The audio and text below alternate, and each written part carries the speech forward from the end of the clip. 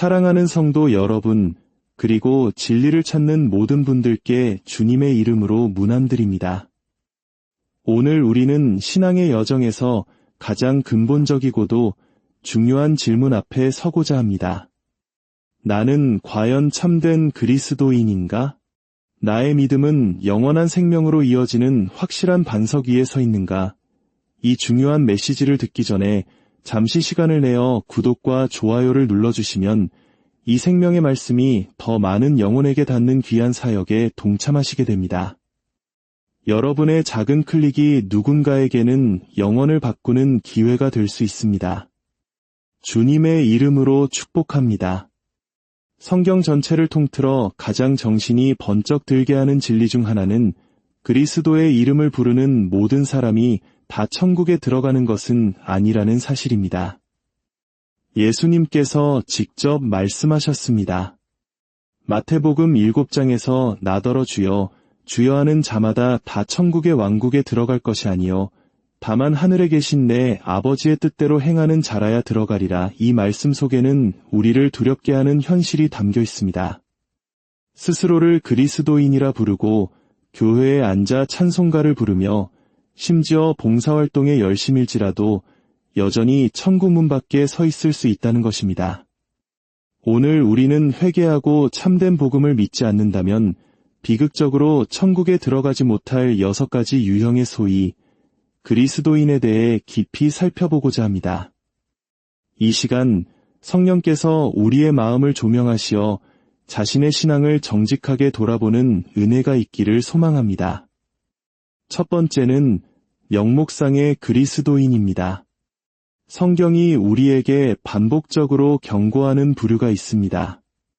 바로 명목상의 그리스도인입니다. 그리스도의 이름은 가졌으나 그리스도의 흔적, 즉 삶의 열매는 없는 사람들입니다. 명목상이라는 말은 그저 이름뿐이라는 뜻입니다. 이들은 스스로를 그리스도인이라고 말하고 외적으로 기독교와 자신을 동일시하지만 그들의 마음은 결코 변화되지 않은 상태에 머물러 있습니다.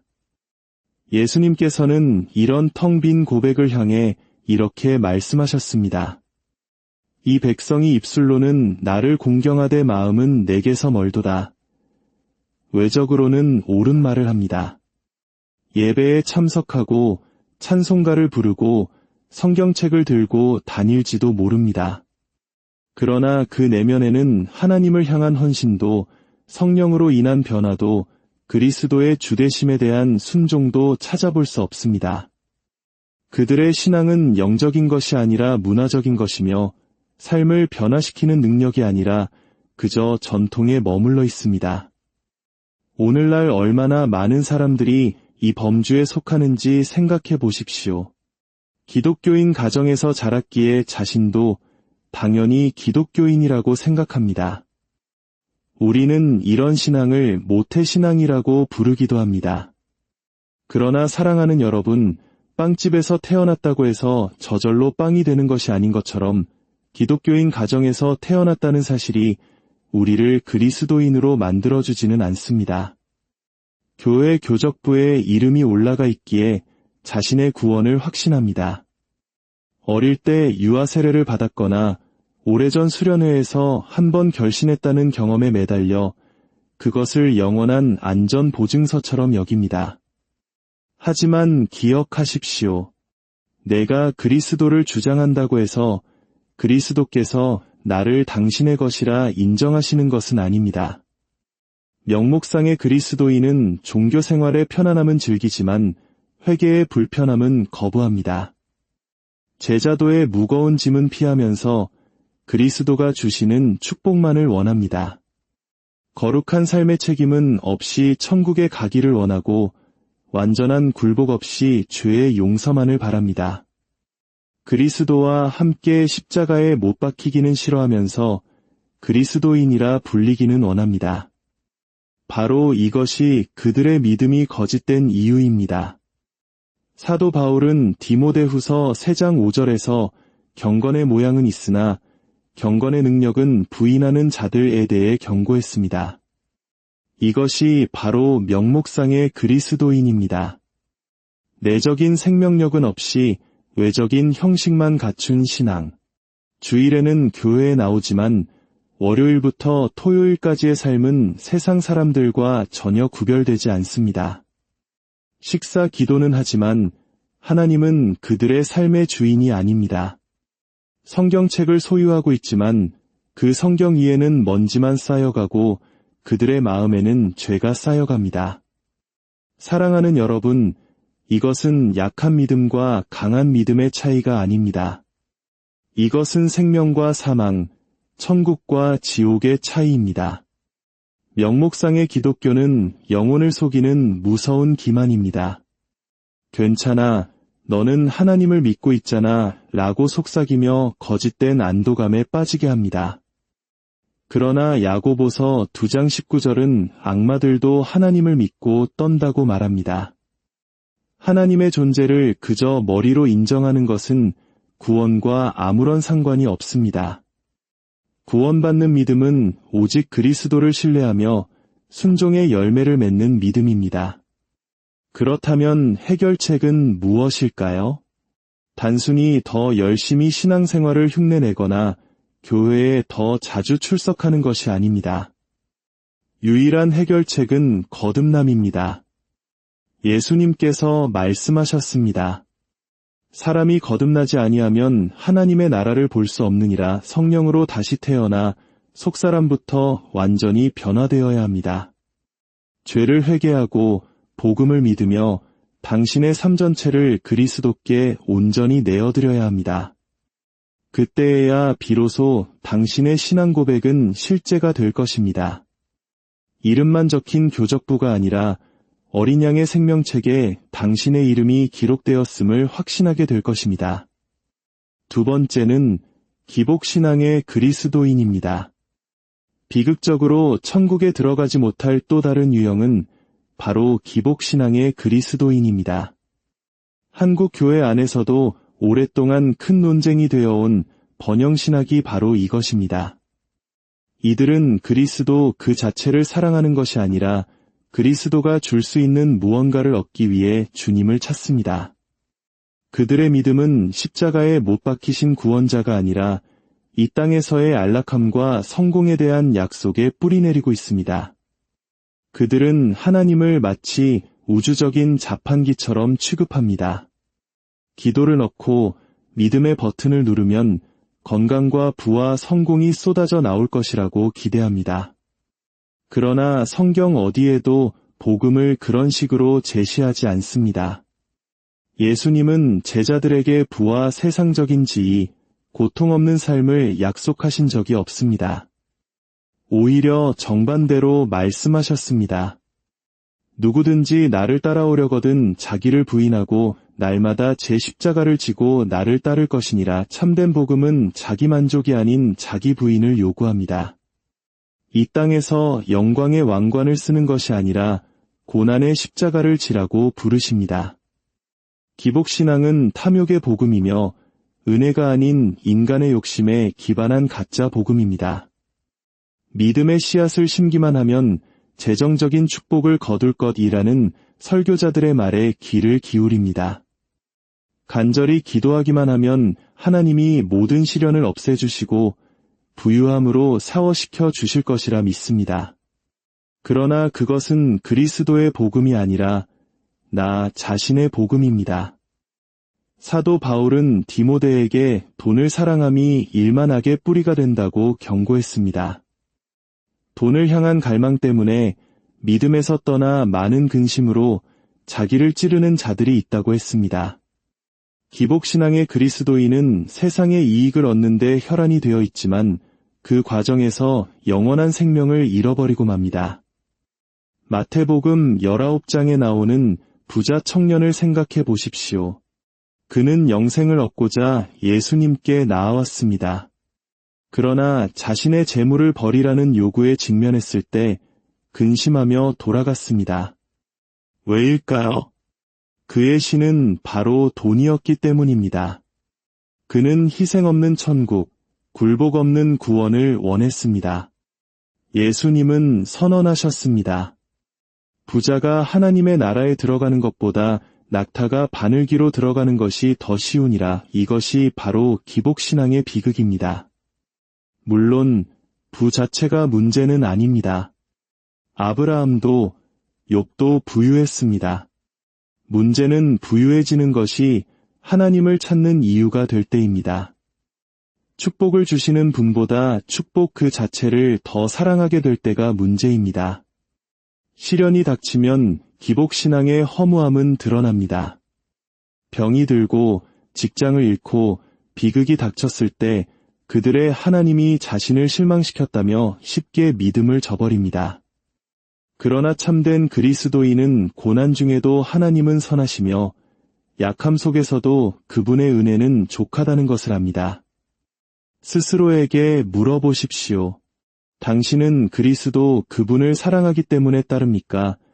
아니면 그분이 주실 것이라고 생각하는 무언가를 사랑하기 때문에 따릅니까? 오늘 자비의 문은 여전히 열려 있습니다. 번영이라는 우상을 내려놓고 세상의 그 어떤 선물보다 귀하신 구원자께 매달리십시오. 세 번째는 도덕적인 그리스도인입니다. 어쩌면 이 유형이 가장 속기 쉬운 유형일지도 모릅니다. 바로 도덕적인 그리스도인입니다. 이들은 자신의 선한 행실, 단정한 품행, 친절한 행동, 그리고 깨끗한 평판에 자신들의 구원의 근거를 둡니다. 그들은 자신이 착한 사람이기 때문에 하나님께서 당연히 자신을 받아주실 것이라고 믿습니다. 천국은 착하고 예에 바르고 법을 잘 지키는 사람들에게 주어지는 보상이라고 생각합니다. 그러나 성경은 이 거짓말에 대해 분명히 경고합니다. 이사야 64장 6절은 말합니다. 무릇 우리의 의는 다 더러운 옷 같으며 우리가 그리스도 밖에서 행하는 최선의 행위조차도 죄와 교만, 이기심으로 얼룩져 있다는 것입니다. 성경은 구원이 행위에서 난 것이 아니니 누구든지 자랑하지 못하게 하려 함이라고 선언합니다. 도덕적인 그리스도인은 종종 다른 사람들에게 존경받습니다.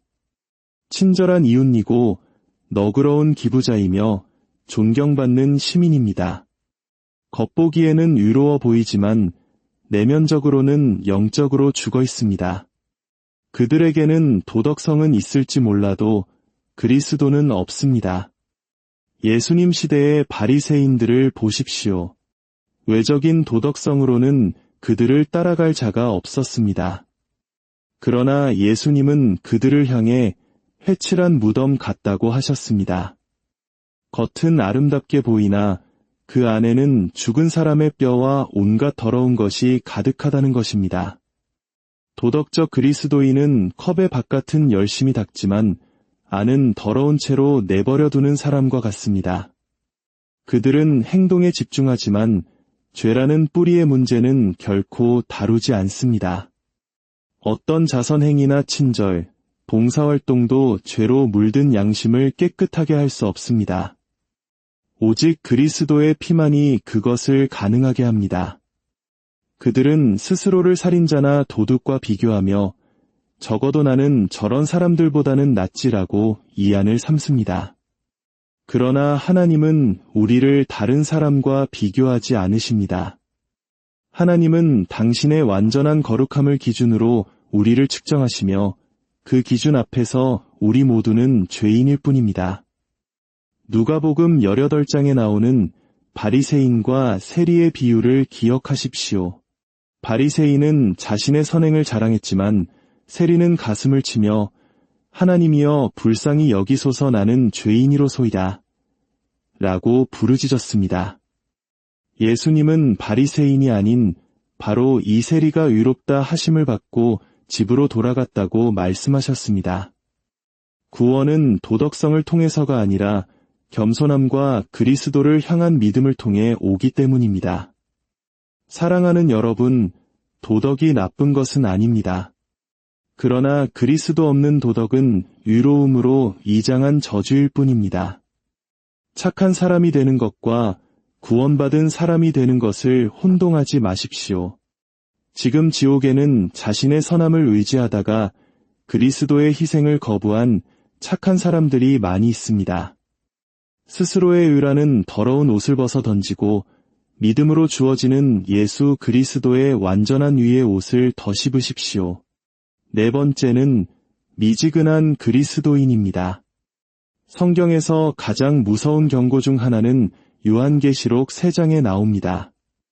라오디게아 교회를 향해 그리스도께서 말씀하십니다. 내가 이같이 미지근하여 뜨겁지도 아니하고 차지도 아니하니 내 입에서 너를 토하여 버리리라. 이것이 미지근한 그리스도인에 대한 판결입니다. 이들은 세상의 한 발, 교회에 한 발을 걸치고 살아가려는 사람들입니다. 그들은 영적으로 보일 만큼의 종교 생활은 하지만 구원받을 만큼의 온전한 헌신은 하지 않습니다. 그들은 그리스도를 향해 노골적으로 적대하지도 않지만 온전히 그분을 따르지도 않습니다. 편할 때 기도하고 죄책감이 들 때 성경을 읽고 부담스럽지 않을 때 교회에서 봉사합니다. 그들의 믿음은 반쪽짜리이며 얕고 무관심합니다. 이것은 영적 중립이라는 죄입니다. 그러나 그리스도에 대한 중립은 곧 그리스도를 거부하는 것입니다. 예수님은 분명히 말씀하셨습니다. 나와 함께 아니하는 자는 나를 반대하는 자여 중간지대는 없습니다. 하나님을 향한 헌신과 세상을 향한 헌신 사이에서 균형을 잡을 수는 없습니다. 미지근함은 연약함이 아니라 사악함입니다. 그리스도께서는 반쪽짜리 헌신을 받으시기 위해 십자가에서 그 끔찍한 죽음을 당하신 것이 아닙니다. 그분은 우리의 일부가 아닌 우리의 전부를 요구하십니다. 내 마음을 다하고 목숨을 다하고 뜻을 다하여 주 너의 하나님을 사랑하라. 이보다 못한 것은 모두 우상숭배입니다. 미지근한 그리스도인은 자신이 하나님을 믿기 때문에 안전하다고 스스로를 속입니다. 그러나 야고보서는 악마들도 믿고 떤다고 상기시킵니다. 순종 없는 믿음은 구원하는 믿음이 아닙니다. 롯의 아내를 생각해 보십시오. 그녀는 육체적으로는 소돔을 떠났지만 그녀의 마음은 여전히 그 도시를 갈망했습니다. 그녀가 뒤를 돌아보았을 때 심판이 임했습니다. 미지근한 그리스도인들이 이와 같습니다. 온전히 헌신하지 않고 항상 세상에 미련을 둡니다. 그러나 그리스도께서는 미지근한 자들을 소망 없이 내버려 두지 않으십니다. 라오디게아 교회를 향해서도 자비를 베푸시며 말씀하셨습니다. 무릇 내가 사랑하는 자를 책망하여 징계하노니 그러므로 내가 열심을 내라. 회개하라. 미지근함에 대한 해결책은 회개입니다. 변명이나 지체가 아니라 즉각적인 회개입니다. 미지근한 신앙이 하나님의 심판대를 무사히 통과할 것이라고 착각하지 마십시오. 영원이라는 시간을 걸고 반쪽짜리 믿음으로 도박을 하기에는 인생이 너무 짧습니다. 다섯 번째는 종교적인 그리스도인입니다. 이들은 무신론자도 아니고 교회의 적도 아닙니다. 오히려 교회 활동, 의식, 예식에 매우 헌신적인 경우가 많습니다. 그들은 깊이 종교적이지만 그들의 확신은 그리스도가 아닌 종교 그 자체에 있습니다. 종교적인 그리스도인은 세례, 입교, 성찬, 교회 멤버십, 혹은 기도문 암송 같은 행위에 의존합니다. 그들은 이런 종교적 의식에 참여함으로써 영생을 확보했다고 생각합니다. 그들의 믿음은 그리스도라는 실체가 아니라 종교라는 그림자에 머물러 있습니다. 그러나 성경은 분명히 말합니다. 어떤 의식이나 예식, 전통도 영혼을 구원할 수 없습니다. 오직 그리스도만이 구원하십니다. 사도 바울은 갈라디아서에서 사람이 율법의 행위로서 의롭게 되는 것이 아니요 오직 예수 그리스도를 믿음으로 말미암는다고 선언했습니다. 구원은 세례의 물이나 성찬의 빵, 교회 교적부를 통해 오는 것이 아닙니다. 오직 회개와 십자가에서 완성하신 그리스도의 사역을 믿는 믿음을 통해 옵니다. 종교는 거룩함의 실체 없이 거룩함의 환상을 줄 수 있기 때문에 위험합니다. 나는 세례를 받았으니 구원받았다. 나는 매주 교회에 가니 괜찮다고 생각합니다. 그러나 사랑하는 여러분, 참된 믿음이 없다면 그것들은 모두 텅 빈 의식일 뿐입니다. 가룟 유다를 생각해 보십시오. 그는 예수님과 함께 걸었고 그분의 설교를 들었으며 다른 제자들과 함께 사역했습니다. 그는 종교적으로 보였지만 그의 마음은 결코 변하지 않았습니다. 결국 그는 은 30의 주님을 팔아넘겼습니다. 구원은 의식에 관한 것이 아니라 그분과의 관계에 관한 것입니다. 예수님은 매우 종교적인 지도자였던 니고데모에게 말씀하셨습니다. 사람이 거듭나지 아니하면 하나님의 나라를 볼 수 없느니라. 그의 종교심만으로는 충분하지 않았습니다. 그에게는 성령으로 말미암는 새로운 출생이 필요했습니다. 오늘날 모든 종교적인 그리스도인들도 마찬가지입니다. 당신의 소망은 의식에 있습니까? 아니면 그리스도께 있습니까? 거듭남 없는 종교는 결국 파멸로 이어질 것입니다. 여섯 번째이자 마지막은 스스로 속는 그리스도인입니다. 아마도 모든 유형 중에서 가장 비극적이고 두려운 유형은 바로 스스로 속는 그리스도인일 것입니다. 이들은 자신이 그리스도께 속해 있다고 확신하지만 실제로는 그렇지 않은 사람들입니다. 겉보기에는 가장 충실한 신자처럼 보일 수 있습니다. 사역하고 가르치고 설교하며 심지어 다른 사람들을 그리스도께 인도하는 것처럼 보입니다. 그러나 마지막 날 예수님께서는 그들에게 이렇게 말씀하실 것입니다. 내가 너희를 도무지 알지 못하니 불법을 행하는 자들아 내게서 떠나가라. 자기 기만의 위험은 영혼이 자신의 진짜 상태를 보지 못하도록 눈을 멀게 한다는 데 있습니다. 스스로 속는 그리스도인은 자신의 구원을 확신하지만 그 확신은 거짓된 것입니다. 그들은 생명으로 인도하는 좁은 길을 걷고 있다고 굳게 믿으면서 실제로는 멸망으로 인도하는 넓은 길 위에 서 있습니다. 예수님께서는 마태복음 7장에서 경고하셨습니다. 그날에 많은 사람이 나더러 이르되 주여, 주여, 우리가 주의 이름으로 선지자 노릇하며 주의 이름으로 귀신을 쫓아내며 주의 이름으로 많은 권능을 행하지 아니하였나이까 하리니. 여기서 많은 사람이라는 단어에 주목하십시오. 소수가 아니라 많은 사람입니다. 수많은 사람들이 그리스도 앞에 서서 자신들의 종교적 행위와 사역을 자랑하겠지만 그들은 외면당할 것입니다. 왜일까요? 구원은 외적인 활동이 아니라 내적인 실체에 관한 것이기 때문입니다. 스스로 속는 사람은 종종 열심을 가지고 있습니다. 그러나 진리 없는 열심은 무가치합니다. 그렇다면 어떻게 자신이 참으로 그리스도 안에 있는지 아니면 단지 속고 있는지를 알 수 있을까요? 성경은 우리에게 명령합니다. 너희는 믿음 안에 있는가? 너희 자신을 시험하고 너희 자신을 확증하라. 참된 구원은 반드시 열매를 맺습니다. 진정한 회개, 하나님을 향한 사랑, 말씀에 대한 순종, 인내하는 믿음과 같은 열매들입니다. 완벽함이 아니라 변화입니다. 열매가 없는 곳에는 뿌리가 없습니다. 가장 두려운 것은 자기 기만이 평생 지속될 수 있다는 점입니다.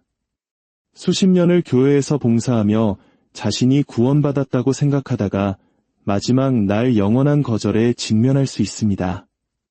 그래서 아직 시간이 있을 때 지금 우리의 마음을 점검하는 것이 절대적으로 중요합니다.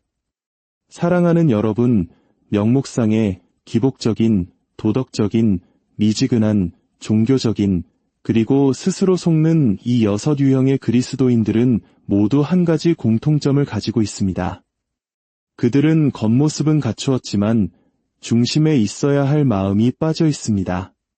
그리스도의 이름은 가졌지만 그리스도의 생명은 알지 못합니다. 그들이 회개하지 않는 한 천국을 놓치게 될 것입니다. 이것은 게임이 아닙니다. 영원히 균형추위에 놓여 있습니다.